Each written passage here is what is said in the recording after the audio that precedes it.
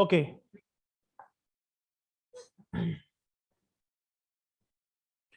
So first of all हम लोग बात करेंगे HTML की। पहले यहाँ पे हम लोग HTML पढ़ेंगे। देखिए, प्रोग्रामिंग वर्ल्ड में अगर देखें तो HTML सबसे सिंपल चीज है। इससे सिंपल कुछ नहीं है, बहुत इजी है, क्योंकि इसमें कोई लॉजिक नहीं है।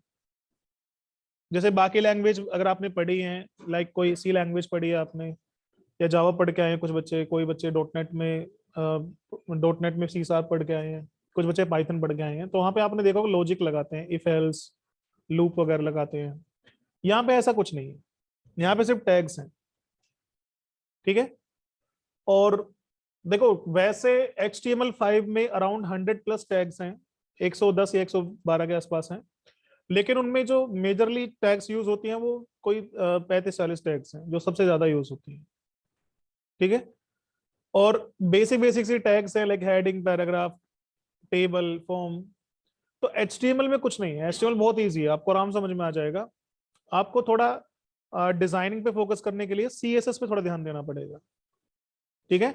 HTML बहुत ईजी है, तो CSS पे वैसे ईजी है, बट आपको CSS पे डिपेंड करता है आप कितने मतलब होते हैं ना, जैसे कुछ बच्चों के डिजाइन में अच्छे होते हैं, मतलब आर्ट्स में, जैसे बचपन में देखो ना हम लोग डिजाइन विजाइन बनाते थे, कुछ कुछ बच्चे अच्छा बनाते थे, कुछ बेकार बनाते थे। तो CSS में वही है, आपकी क्रिएटिविटी पे डिपेंड करेगा कि आप कितना CSS अप्लाई कर सकते हो। ठीक है।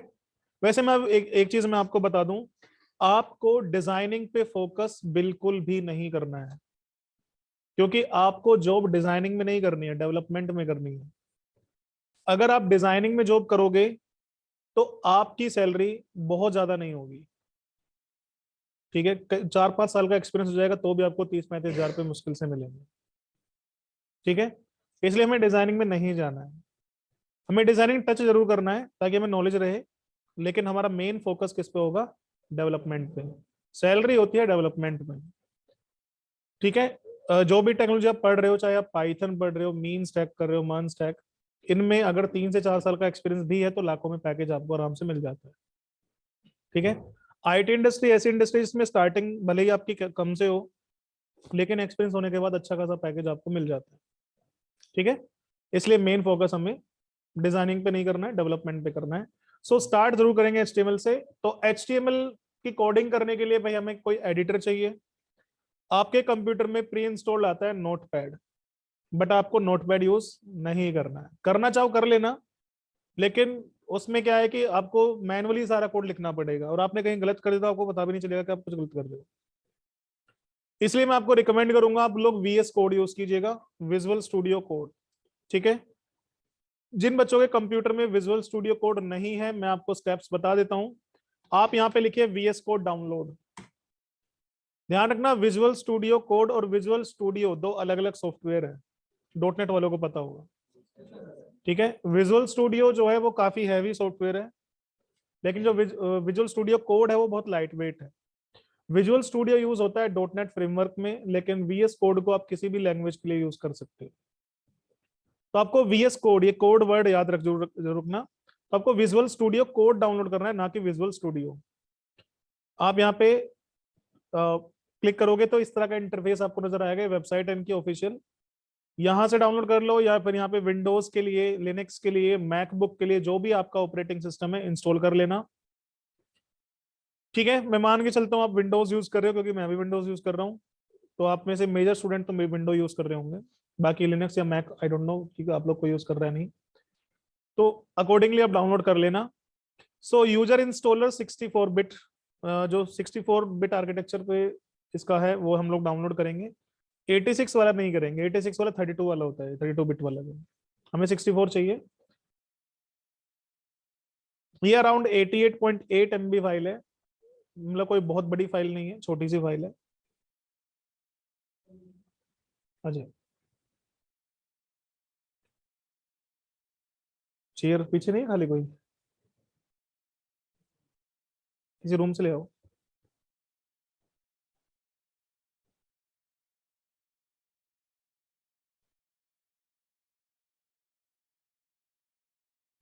यहाँ पे देखो, देख सकते हो आप किस किस लैंग्वेज के लिए बेस्ट है।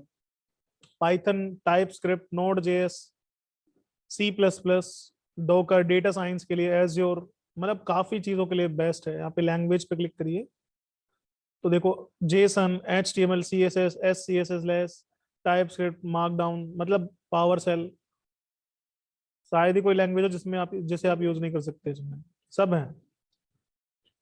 ठीक है, सी शार्प भी है डॉट नेट वालों के लिए। डाउनलोड होने के बाद क्लिक कीजिए,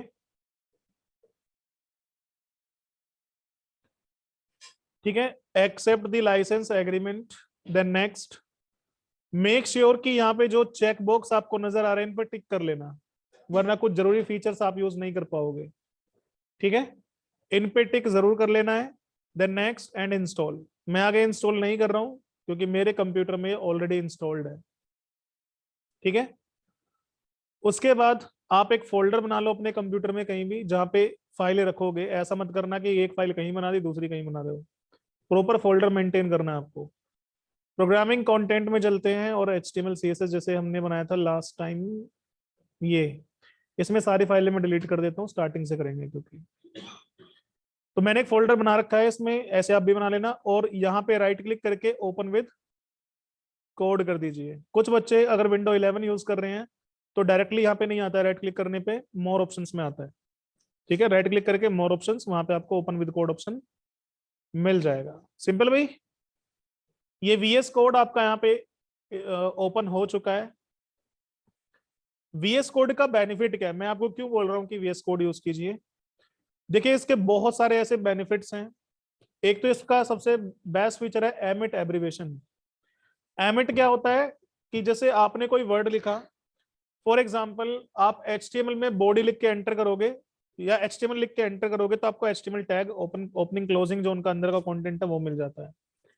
आप IMG लिख के एंटर करोगे तो इमेज टैग पूरी मिल जाती है आपको।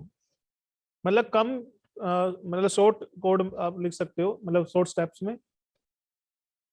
वॉइस नहीं आ रही, क्या बात कर रहे हो इन भाई, आपके साइड इनको सुनेगा ही नहीं।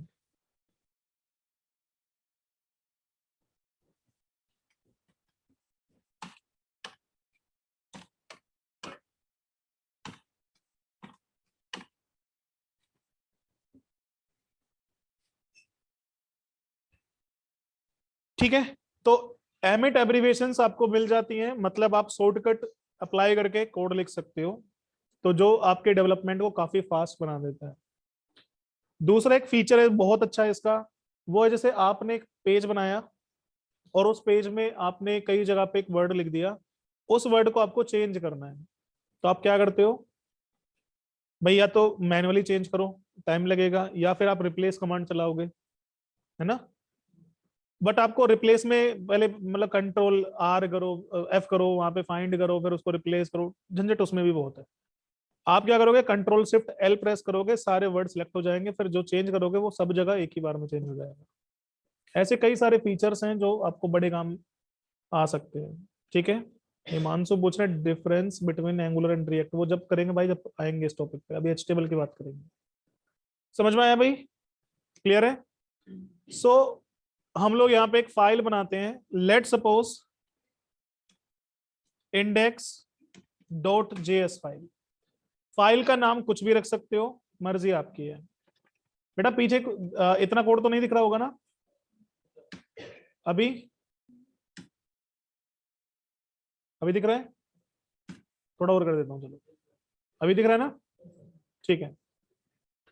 सो index.js में हम लोग अब, सॉरी JS क्यों लिखा है यार मैंने, HTML लिखना है, रीनेम कीजिए index.html। अब HTML में होता क्या है कि भाई सबसे पहले आपकी HTML टैग होती है, मतलब आपको जो भी कंटेंट लिखना है वो HTML opening and closing tags के बीच में लिखना है। ठीक है, देन आप यहां पे क्या करोगे, हेड सेक्शन स्टार्ट करोगे, opening and closing tags. HTML में ज्यादातर टैग्स की क्लोजिंग भी होती है, कुछ टैग ऐसी हैं जिनकी क्लोजिंग नहीं होती है, जैसे इमेज हो गया, SRC सॉरी BR हो गया, HR हो गया, इनपुट हो गया। ठीक है, बाकी ऑलमोस्ट सभी की क्लोजिंग टैग साथ में होती है। बेसिकली हेड के अंदर हम लोग लिखते हैं मेटा टैग्स, जो एसईओ पर्पस के लिए यूज होती हैं। एसईओ समझते हो?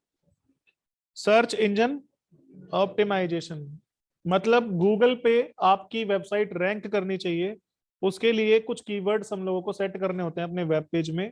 वो काम एसईओ वाले करते हैं, हमें उसका उससे मतलब नहीं है। तो वो जो मेटा टैग्स होती है कहाँ पे लिखते हैं? हेड सेक्शन में। इसके अलावा आप यहाँ पे अपने पेज का टाइटल लिखते हैं। अभी मैं इसे अगर इतना ही रन कर दूं तो फिलहाल ये कुछ ऐसा नजर आएगा। कंटेंट तो कुछ है नहीं, बस यहाँ पे क्या दिख रहा है? index.html। तो मैं यहाँ पे आके एक टाइटल टैग ऐड कर देता हूँ। लेट सपोज मैं लिख देता हूँ टाइटल में होम। होम मिल जाएगा आपको, या आप लिख सकते हो अपनी साइट का जो भी नाम है एंड होम। क्लियर है? तो टाइटल जैसे आपको लिखना है वैसे लिख सकते हो, it's totally up to you. बाकी इसमें कुछ सीएसएस के लिंक्स हम लोग लिखते हैं। एक्सटर्नल सीएसएस लिंक, आपके इंटरनल सीएसएस, सीडीएन लिंक्स यहाँ पे लिखते हैं हम लोग, लाइक आइकन वगैरह कुछ यूज करना है। बहुत कुछ है, अभी आगे बात करेंगे one by one. And body part में हम लोग अपना कंटेंट रखते हैं जो हमें डिस्प्ले कराना है। जैसे मान लो हमें एक हेडिंग लिखनी है, हेलो वर्ल्ड। क्लियर है? तो जो भी आपको दिखाना है, डिस्प्ले कराना है, वो कहां पे लिखोगे? बॉडी टैग के अंदर। ठीक है भाई? अब आपको एटलीस्ट इतना कोड लिखना होता है कोई भी काम शुरू करने से पहले। ठीक है? बट अगर आप वीएस कोड यूज करोगे तो आपको इतना कोड मैन्युअली लिखने की जरूरत नहीं है। इसके लिए एक एमिट है, आप ये नोट वाला सिंबल एंटर कर प्रेस करके एंटर कर दीजिए, तो आपको ये एमिट एब्रीविएशन के थ्रू बॉयलर प्लेट मिल जाती है। ठीक है? जिसमें आपको HTML टैग मिल जाएगी, हेड सेक्शन मिल जाएगा जिसमें कुछ मेटा टैग्स लिखी हैं, टाइटल आपको मिल जाएगा, बॉडी के अंदर का कोड हम लोग लिखेंगे। ठीक है भाई? अब एक बार मैं इसे एक्सप्लेन कर देता हूं, फिर आगे कंटिन्यू करेंगे। जो फर्स्ट लाइन है नोट डॉक टाइप HTML, इसका मतलब है कि ये जो फाइल है ये नॉर्मल HTML फाइल नहीं है, ये HTML5 है। ठीक है? मतलब HTML का जो लेटेस्ट वर्जन है HTML5, ये उस फाइल को बिलोंग करेगी, मतलब ये उस टाइप की फाइल है। देन HTML में लैंग इक्वल टू EN, मतलब लैंग्वेज इंग्लिश हम लोग यूज करेंगे, मतलब मेजर कंटेंट हमारा इंग्लिश में। देन मेटा कैर सेट UTF-8, हम वेबसाइट में जो करेक्टर सेट यूज करेंगे वो UTF-8 वर्जन का होगा, मतलब कि जो अल्फाबेट्स वगैरह हम लोग यूज करेंगे या डिजिट्स यूज करेंगे वो UTF-8 करेक्टर सेट को फॉलो करेगा। करेक्टर सेट क्या होते हैं? जैसे हम लोग कंप्यूटर में मान लो ए लिखते हैं तो इसका एक नंबर होता है, दैट इज 65। तो ऐसे ना हर करेक्टर का एक कोई ना कोई नंबर होता है। जैसे स्मॉल ए का 97 होगा। ठीक है? और 1 का आपका 49 होता है, 0 का 48 होता है, जो स्पेस आप प्रेस करते हो इसका आपका 32 होता है। क्लियर है? तो ऐसे हर एक अल्फाबेट का या हर एक डिजिट्स का, करेक्टर्स का, सबका एक नंबर होता है, उसे हम लोग बोलते हैं यूनिकोड्स।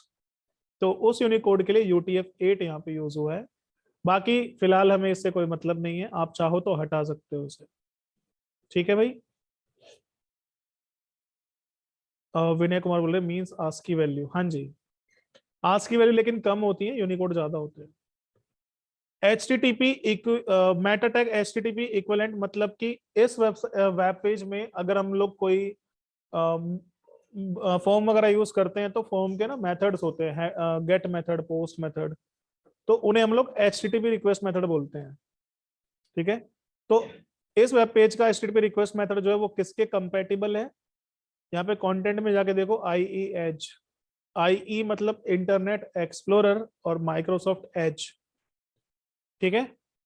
उसके कंपेटिबल है, मतलब कि बाकी तो एडवांस से चली जाएगा। Next, view port. आपकी वेबसाइट का जितना पार्ट विजिबल है फिलहाल उसे हम लोग क्या कहते हैं? View port. ठीक है? जैसे अभी इस फाइल में काफी कोड लिखा हुआ है, या जैसे हम लोग यहाँ पे जाएं, देखो इसके अंदर काफी लिखा हुआ है ना, लेकिन जितना पार्ट आपको नजर आ रहा है एक तरह से उसे हम क्या बोलेंगे? View port. ओके बेटा?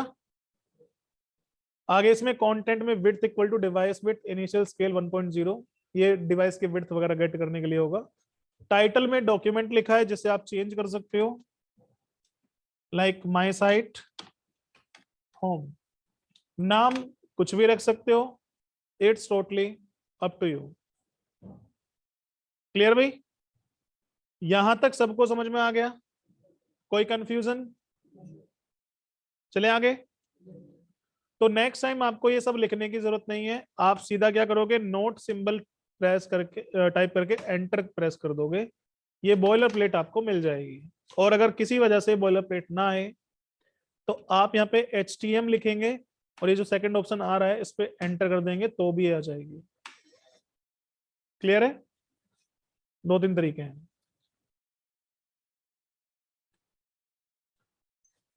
अब आगे बढ़ते हैं।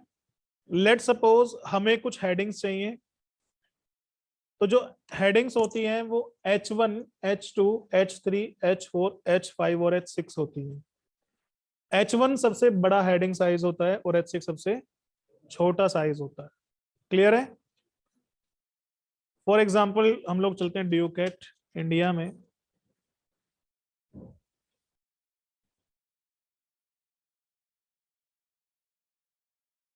अब ये एक वेब पेज है, इसमें आप पेज सोर्स पे जाके देखो।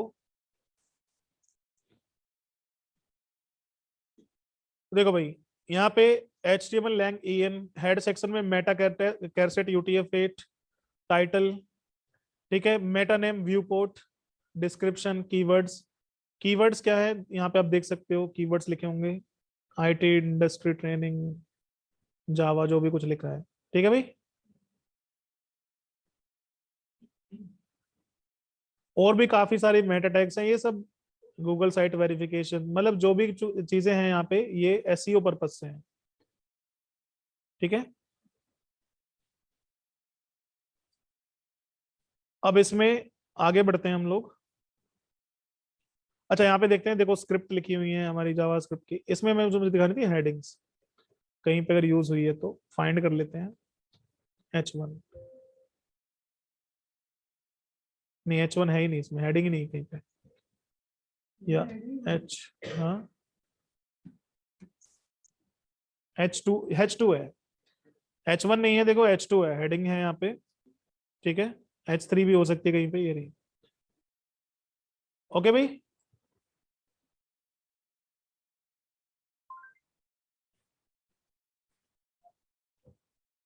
तो ऐसे अलग अलग साइज की हेडिंग्स होंगी, मैं यहाँ पे लिख देता हूँ, लेट सपोज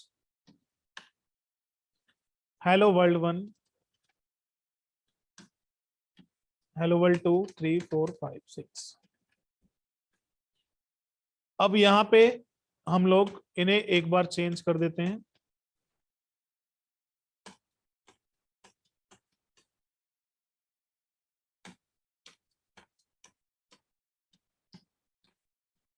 ठीक है भाई, ये आपको अलग अलग साइज के हेडिंग्स नजर आ रही है।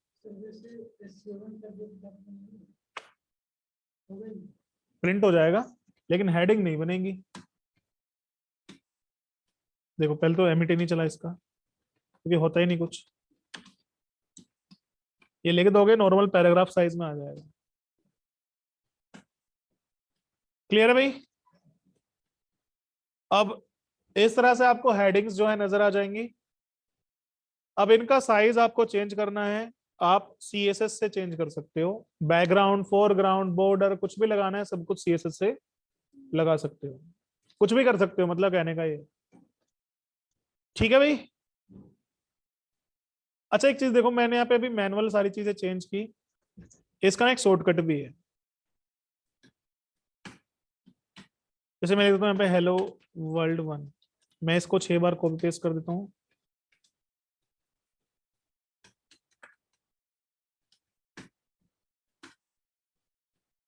देखो भाई, मैंने बताया था आपको कि भाई जैसे 1 है, अगर सारे 1 सिलेक्ट करने तो Ctrl+Shift+L, जितनी जगह पे 1 है सारे सिलेक्ट हो जाएंगे। अब आप एक जगह लिखोगे सब जगह अप्लाई होगा, देखो। क्लियर है? सिंपल, Ctrl+Shift+L ऑल सिलेक्ट करने के लिए। और अगर आपको कोई एक एक दो करने हैं तो Ctrl+D, एक सिलेक्ट करके इस तरह से आपको यहाँ पे सिलेक्ट होके मिल जाएगा। अब आप एक जगह लिखोगे, देखो तीनों जगह अप्लाई हो रहा है। एक मिनट एक्स्ट्रा लिख दिया मैंने एक। ओके भाई, क्लियर है?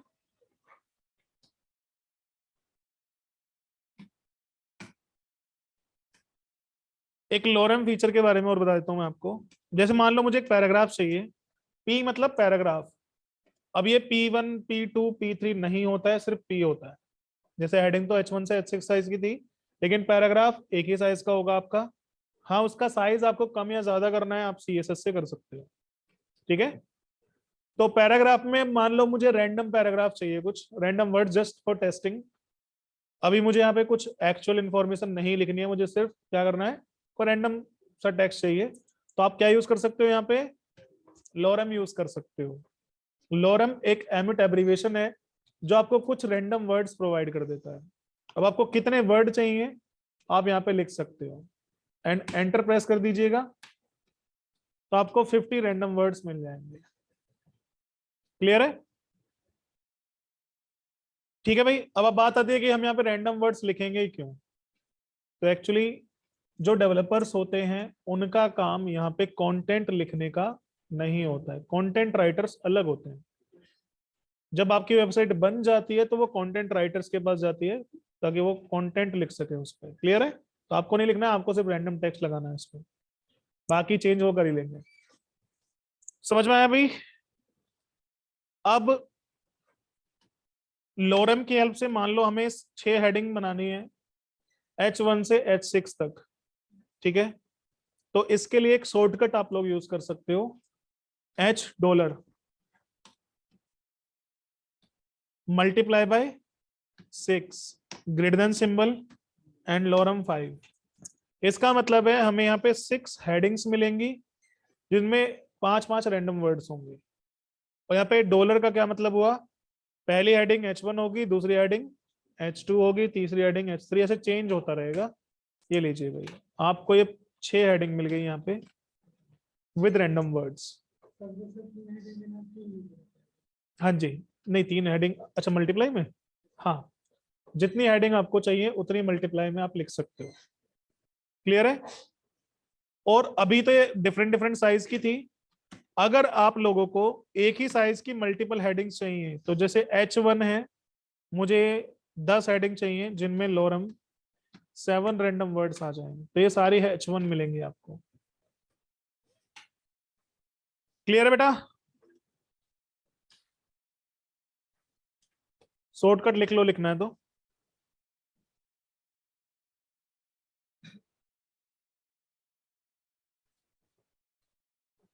डन, आगे कंटिन्यू करें। यहां तक किसी भी स्टूडेंट को कोई भी डाउट है तो आप लोग पूछ सकते हो भाई। ये जो कोड मैं यहाँ पे लिख रहा हूं, ये कोड मैं आपको प्रोवाइड कर दूंगा। मधुर सर से कांटेक्ट कर लेना, वो आपको क्लासरूम का लिंक प्रोवाइड कर देंगे। ठीक है? दीप सुभंजय, सुभंजय। लोरम क्या है? लोरम बेटा एक मतलब VS कोड का फीचर है जिसकी हेल्प से आप कुछ रैंडम टेक्स्ट जनरेट कर सकते हो। ठीक है भाई, इसकी कोई लिमिट तो है नहीं। अब मैंने ट्राई तो किया है नहीं, मैं लाखों लिख के ट्राई ट्राई करूं, बट ये कर सकते हो।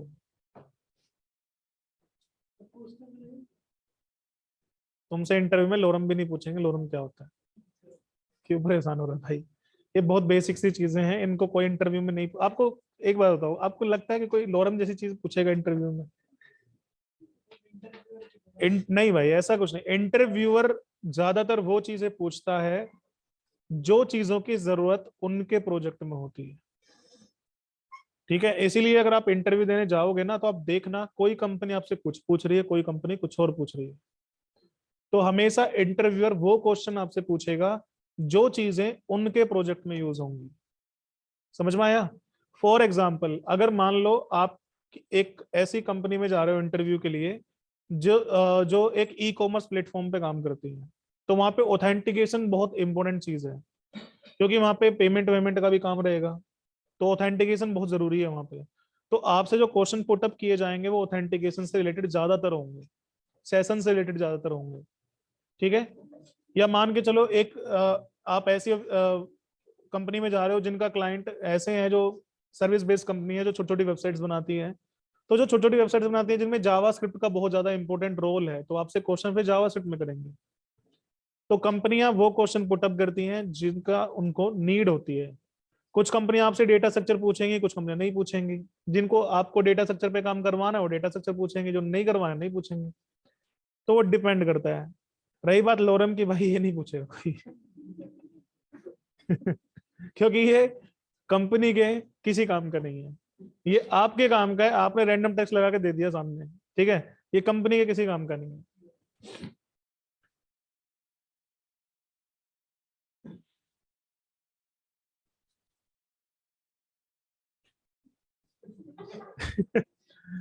बुसरा अली सर, क्या क्या पढ़ के जाएं सब अलग। अरे यार बुसरा अली, आप तो पहले से पढ़ चुके हो, फिर आप एचटीएमएल दोबारा क्यों पढ़ रहे हो? देखो भाई, रही अभी एक कि क्या क्या पढ़ के जाएं सब अलग अलग पूछते हैं, तो इसका आंसर है जो भी पढ़ाऊंगा सब पढ़ के जाना। ठीक है, जो भी इस कोर्स में कराऊंगा सारी चीजें आपको करनी है। क्योंकि ये मैं भी नहीं बता सकता कि पर्टिकुलर कंपनी आपसे क्या पूछेगी। वो मैंने आपको पहले बता दिया, प्रोजेक्ट बेस्ड कंपनी होगी, सॉरी सर्विस बेस्ड। तो उनके पास जिस तरह का काम आता होगा उस तरह का वो आपसे पूछेंगे। ठीक है, अब ऐसा नहीं है कि मान लो कंपनी काम करती है एक नॉर्मल वेबसाइट पर, वो आपसे पूछ रहे हैं पेमेंट गेटवे कैसे लगाना है। भाई जिसका काम ही नहीं क्यों पूछेंगे आपसे? तो इसलिए कभी भी मैं आपको एक शॉर्ट ट्रिक बताता हूँ, कभी भी आप किसी कंपनी में इंटरव्यू के लिए जाओ तो पहले देख लो कि वो कंपनी काम क्या करती है या किस तरह का काम करती है। फिर उससे रिलेटेड टॉपिक्स गूगल कर लो कि भाई इस तरह की वेबसाइट में क्या क्या चीजें इंपॉर्टेंट हैं, वो पढ़ के जाओ। क्लियर है? और बाकी रिवीजन अगर आप करोगे साथ के साथ मेरे साथ साथ जैसे मैं आपको पढ़ा रहा हूँ, तो आपको ना ये पूछने की जरूरत नहीं रहेगी कि क्या पढ़ के जाए, क्योंकि आपको चीजें फिर माइंड में रहेंगी, कुछ भी पूछ सकते हैं फिर। एक मिनट भाई, शिवम चौरसिया क्या पूछ रहे हैं, व्हाट्सएप पर मैसेज कब करना है ग्रुप ज्वाइन करने के लिए? 8 से 9 बीच में। तुम तो मेरे पुराने स्टूडेंट हो गया। नहीं भाई, अब मैं व्हाट्सएप ग्रुप नहीं बनाता हूँ। अब मधुर सर को मैसेज करना क्लासरूम के लिए। अब व्हाट्सएप ग्रुप बनाना छोड़ दिया है, पहले बनाता था। मैं परेशान हो जाता है, दुनिया भर के व्हाट्सएप ग्रुप बने पड़े हैं, समझ में नहीं आता कौन मैसेज कर रहा है कौन नहीं। एंगुलर के लिए ज्वाइन किया है बैच, कोई बात नहीं बेटा, स्टार्टिंग एचटीएमएल से ही होगी। रैंडम शॉट की, रैंडम शॉट की कुछ भी पूछ रहे हैं मधुर सर। अरे ये तो भाई वही बता सकते हैं। चलो आगे बढ़े। मैसेज करने के बजाय कॉल कर लेना तो बेटर रहेगा।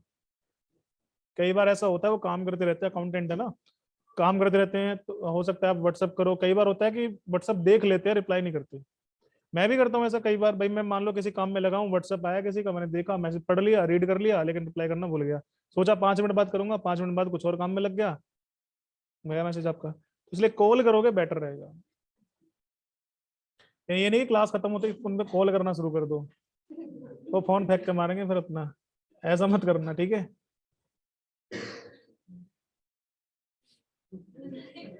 क्लास का रिस्पॉन्स नहीं करते हैं, कॉल का ओके। अरे कर देंगे भाई, अब आगे बढ़ा दूं।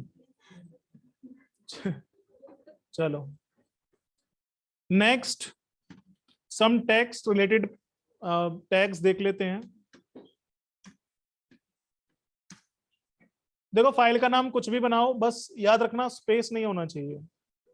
ठीक है, बहुत बच्चे गड़बड़ करते हैं ये, फाइल के नाम में स्पेस डाल देते हैं, स्पेस नहीं डालना है। ठीक है, और एक चीज, हाँ जी, हाँ अंडरस्कोर यूज कर सकते हो, वो इनफेक्ट करते भी हैं लोग।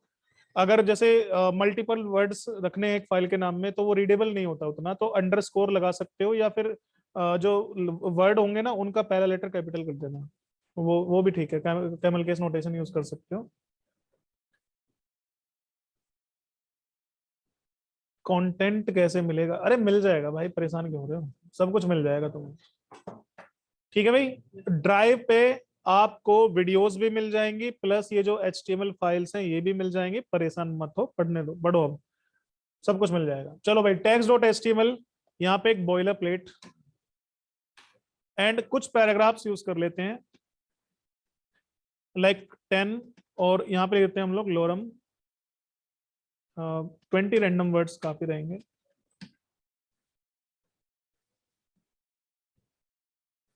ठीक है भाई, कुछ इस तरह का टेक्स्ट यहाँ पे आपको नजर आ रहा है। देखो जो टैग मैं आपको बताऊंगा ये कभी कभी यूज होती हैं, बहुत ज्यादा यूज नहीं है इनका, कभी कभी जरूरत पड़ गई तो लगा दिया। जैसे फॉर एग्जांपल आपको कुछ पार्ट को बोल्ड करना है तो आप क्या कर सकते हो, बी टैग यूज कर सकते हो। वैसे लोग बी टैग के बजाय CSS लिखना ज्यादा पसंद करते हैं। ठीक है, ये काम CSS से करते हैं, बाकी आपकी मर्जी है, यूज करना है कर सकते हो। यहाँ पे मैं जितने भी टैग्स आपको बताऊंगा उन टैग्स का ऑल्टरनेटिव CSS है।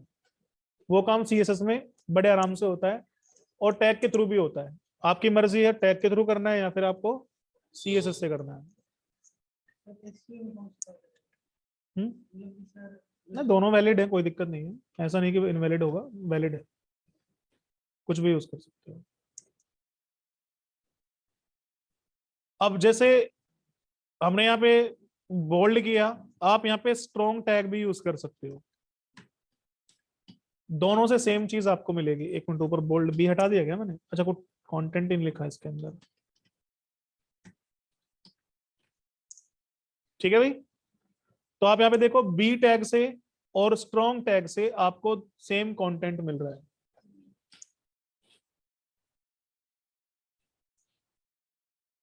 लेट सपोज इतने पार्ट को मुझे इटैलिक करना है तो आप क्या करोगे, आई के अंदर यूज करोगे। वैसे जनरली आई टैग में आइकन ज्यादातर यूज करते हैं, यहाँ पे आई का मतलब आइकन नहीं है, आई का मतलब इटैलिक ही है। वैसे आई को ज्यादातर आइकन्स के लिए यूज किया जाता है।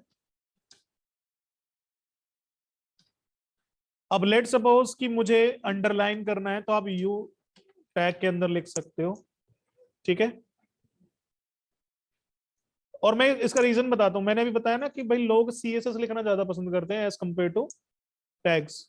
रीजन, भाई अगर मैंने यहाँ पे टैग लिख दी, ये इनलाइन है, मतलब मैं किसी पर्टिकुलर पार्ट में लिख रहा हूँ ना, और जब एक वेबसाइट हम लोग बनाते हैं तो उसमें तो बहुत सारा कोड होता है ना, बहुत सारे पेज होते हैं, एक पेज में दुनिया भर का कंटेंट होता है। ठीक है, अगर एक अच्छी खासी वेबसाइट आप बनाओगे तो एक वेब पेज में अराउंड 1000 लाइन्स आराम से होती है। ठीक है, और ऐसे लगभग 20-25 पेज कम से कम, छोटी से छोटी वेबसाइट बनाओगे तो 20 पेज तो कम से कम बनते हैं, और बड़ी वेबसाइट में तो गिनती नहीं। तो उसमें अगर आपने कहीं पे अंडरलाइन लिख के छोड़ दिया, ठीक है, अब आपको ये चेंज करना है, मान लो अंडरलाइन नहीं चाहिए अब आपको, या इसका कलर चेंज करना है, कुछ भी करना है, ठीक है, या इसकी विड्थ बढ़ानी, सॉरी विड्थ बोलेंगे, हाँ विड्थ बढ़ानी है, या जो भी करना है, तो आप क्या मैनुअली आके ढूंढोगे इस कोड को कहाँ पे लिखा हुआ है ये। इसकी जगह आप क्या करोगे, CSS यूज करोगे। तो आपको सिर्फ कहाँ जाना है, CSS फाइल में जाना है और इस चीज को चेंज कर देना है, बाकी आपकी मर्जी है। टैग के अंदर लिखने का शॉर्टकट क्या है, कॉपी पेस्ट भाई, Ctrl+C+Ctrl+V। रीजॉइन करना भाई एक बार।